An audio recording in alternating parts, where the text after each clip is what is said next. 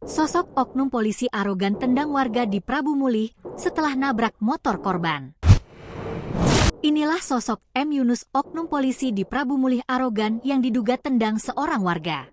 Adapun sosok M. Yunus kini tengah menjadi sorotan setelah videonya diduga tendang seorang pengendara hingga berdarah. Di mana M. Yunus diduga anggota polisi Polres Prabu Mulih tendang warga bernama Jauhari bin Saidina Ali hingga berdarah itu kini disorot usai videonya viral. Video viral diduga pemukulan dilakukan oknum polisi Polres Prabu Mulih terhadap warga hingga berdarah terjadi pada Senin, 13 Januari 2025. Dalam video memperlihatkan seorang bapak-bapak mengenakan baju kaos kerah merah terduduk dengan hidung mengeluarkan darah.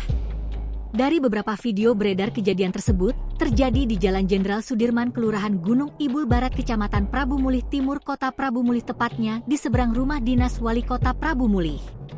Dari narasi sejumlah video beredar menyebutkan jika oknum polisi diduga menabrak kendaraan korban, namun justru oknum tersebut marah dan menendang korban hingga berdarah.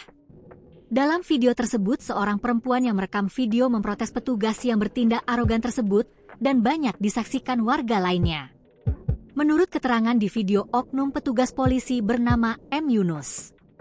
Video viral ini banyak mendapat komentar beragam para netizen yang menyebut jika selaku aparat tidak boleh berbuat demikian, apalagi sampai membuat warga mengalami luka. Mereka menyebutkan kenapa oknum polisi seperti itu, sebagai saksi melihat korban sudah jatuh malah ditendang oleh oknum tersebut. Ngapo cak itu pak, dak boleh cak itu kamu, kami saksi nyingok dio lama itu kamu terjangke pulo. Ujar wanita dalam video terdengar marah kepada oknum petugas polisi itu. Warga lain yang mendengar si wanita merekam meminta agar memviralkan karena jelas yang diduga salah oknum polisi. Viralkanlah, kenodio, ungkap suara bapak-bapak warga lainnya dalam video itu.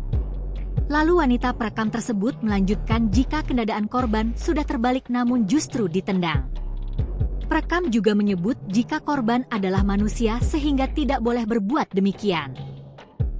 Download Tribun X sekarang, menghadirkan lokal menjadi Indonesia.